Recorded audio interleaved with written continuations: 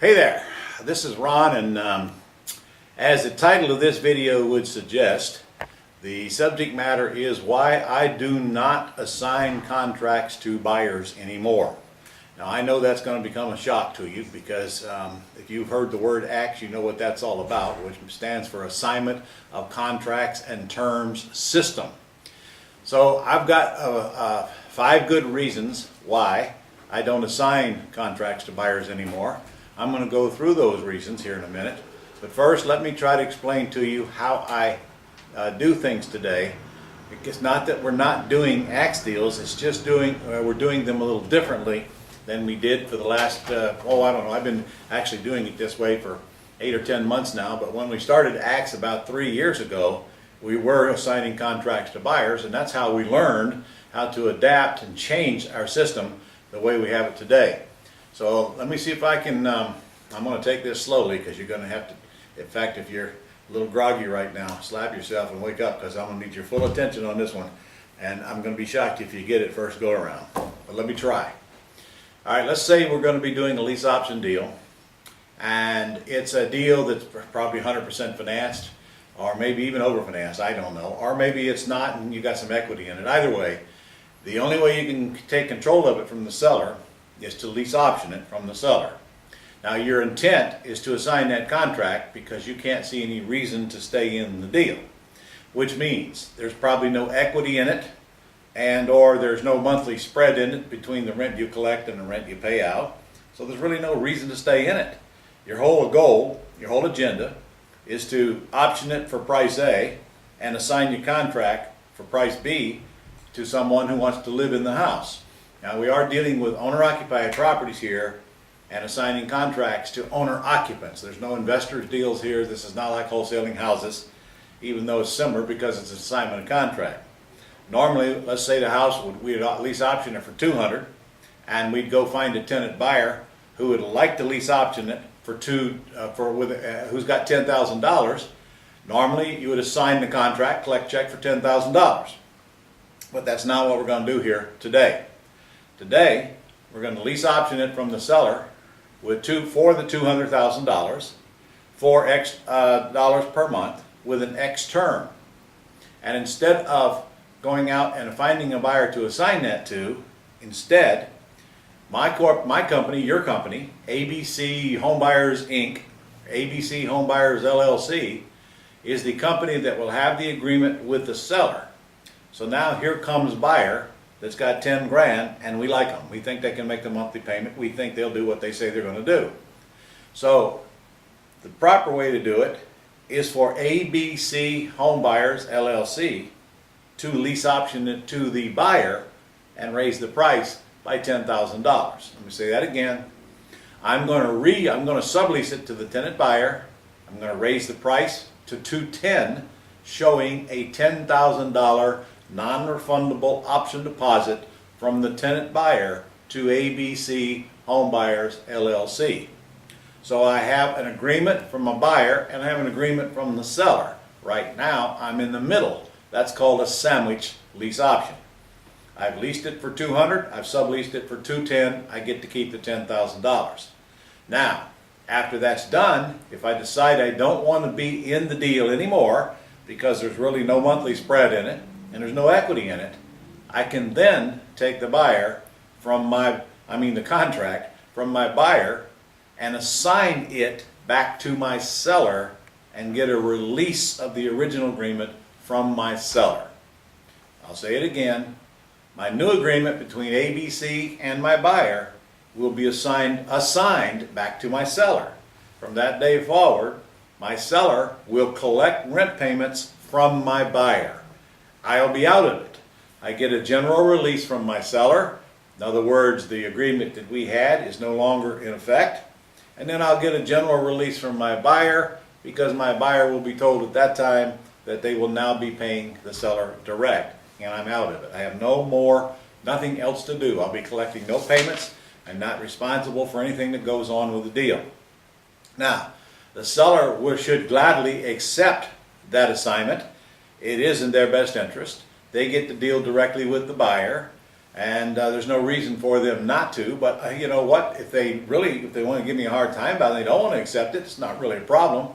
I'll probably just elect to stay in it anyway, go ahead and collect the rent and pay the rent, and there's advantages for doing that. For example, if that buyer moves out and they forfeit that $10,000 and I get to go sublease it again, plus if I get an agreement with my seller, my deal will be the loan balance at the time of purchase, or at the very least, my loan balance is going to decline every month. I'm going to set it up so that my purchase price is not fixed. It's going to decline every month. If I'm going to stay in the deal, though, and sublease it out to my tenant buyer, I probably won't set it up that way.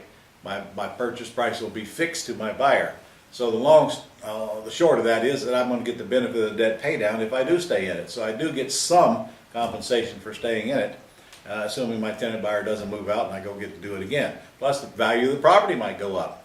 There are some pockets around the country right now where the values are going up pretty substantially, and it very well may make sense to stay in this deal. Therefore, if your buyer doesn't buy the property, then you can now put it back out there at a much higher price if they bail out on you later. So, hey, I can make you a case to stay in all of them, but if you don't want to stay in it, you can always have the right to assign your lease with your buyer back to your seller. Now, there's 5 good reasons why I want you to do that. Reason number 1, we've learned that when a buyer gives us $10, $15, $20, $30,000, they really want to see their name on the lease option agreement. If you'll think about it, for me to assign my agreement to them, that's one little old sheet of paper and it's assignment of a lease purchase, and their name is not on the lease purchase agreement. I'm just assigning the one I have with the seller to my buyer. So now we're not going to do that. We're going to create a whole new lease option agreement from my buyer to my company, and then the buyer will be part of it, and they'll feel like it's a legitimate deal, and they'll see their names all over the contract. Number 2, if I sublease to my buyer will never really know what deal I had with my seller. Whereas if I assign a contract to my buyer instantly knows the deal that I have with the seller, because they'll have to see the contract I'm signing. I may not want my buyer to know I just made $10,000 from them. However, if I sandwich lease to them, they have no idea about my original agreement, so I don't have to explain how much money I made from them. And thirdly, it works the other way. When I assign my contract from seller to buyer, seller's going to find out what I'm collecting from the buyer. I have no choice. I'm not going to be able to assign my contract and keep everybody in the dark. However, when I'm in the middle, when I'm leasing it from the seller, and then I'm sandwich leasing it to the buyer, my seller has no idea what my buyer's paying either, so therefore I don't have to deal with their greed. If I'm agreeing to give the seller, I don't know, $1,000 or nothing, usually when we lease option properties, we give the seller nothing. So now if I go out and collect $10,000, $20,000, $30,000 from my buyer, you know, how can you shouldn't be surprised if the seller's greed gland starts swelling up and they want to know why they're not getting part of that money. Well, I didn't agree to give them that money. They agreed to take nothing down on a lease purchase, so I gave them what they agreed, but that doesn't mean that they're going to exactly like it when they see me making a bunch of money. So if I install the tenant buyer in the house and then assign it back to the seller, then the seller will probably learn at that time, but it won't matter, but I don't need their permission, and they can't destroy my deal and get greedy and try to prevent me from closing the sale until after I got the money, which in fact, I've done what I said I was going to do. I'm perfectly happy collecting $20,000, $30,000. I don't have to explain anything to the seller. However, that doesn't mean that they couldn't be a problem on that exit and probably destroy the buyer's attitude if we were to get into some kind of a disagreement on the terms.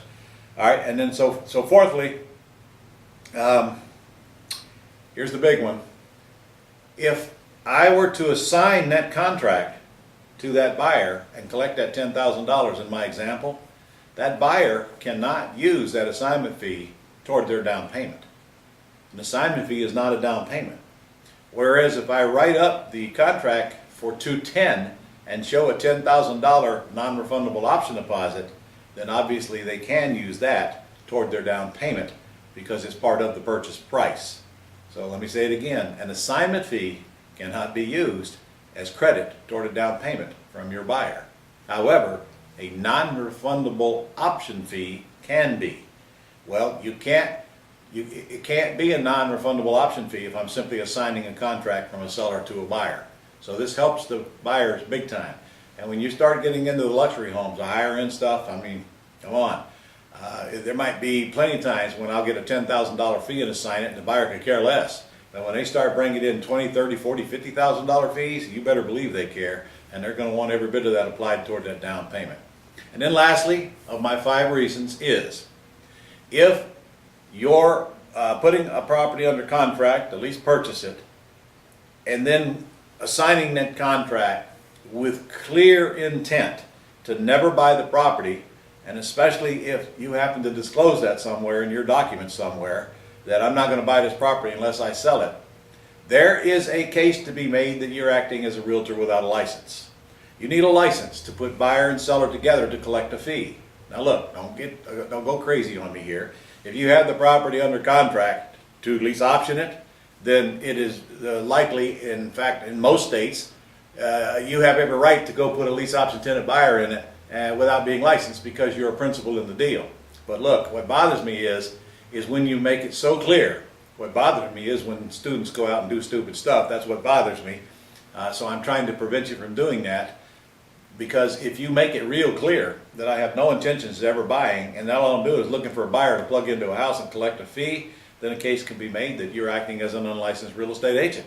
However, if I'm lease optioning it from the seller, and then I am totally subleasing it to my buyer, I'm a principal in the middle, and it would be very difficult to make a case that I'm not a principal in the deal, because I literally am, especially if I stay in a deal on a sandwich lease option. But even if I assign it back to the seller, at least I am a principal and have clear evidence to that effect.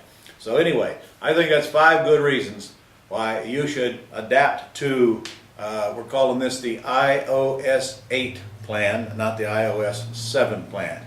Just remember, things change. We got to change with them as we learn, and then I'll pass it on to you. And anything that I pass on to you, I believe is in your best interest, or I certainly wouldn't do it. So from now on, don't assign the lease options to the tenant buyers, sublease it to them, and then if you want to get out anytime thereafter, you can assign that back to the seller. All right, by the way, set aside November the 15th and the 16th now, because I'm going to be doing a whole 2-day event, and we're going to be taping it for a new course on the new terms system. And that will include everything I just said, but it also includes owner financing deals as well, getting in and out. That's November the 15th and 16th. 14th and 15th. 14th and 15th. It's Saturday and Sunday. Oh, it's Saturday and Sunday? It's Saturday and Sunday, November the 15th and the 16th, correct. I was right, Nick's wrong. November 15th and the 16th. And you'll be getting more information on it. In fact, there might even be a link down below where you can go check it out right now. But that's going to be a very important event for you. And good news is we're simulcasting it. I'd love to have you come to Jacksonville, but you don't have to if you don't want to. You can sit at home and watch this one. It's going to be a one-time only event because I am taping it, and it will replace the current Control Without Ownership course and the Green Pretty House cash flow system. So putting this all together in a brand new 2-day package. It'll also include owner financing as well as lease purchases. So with that said, I hope you've enjoyed this lesson, and I'll see you on the next one.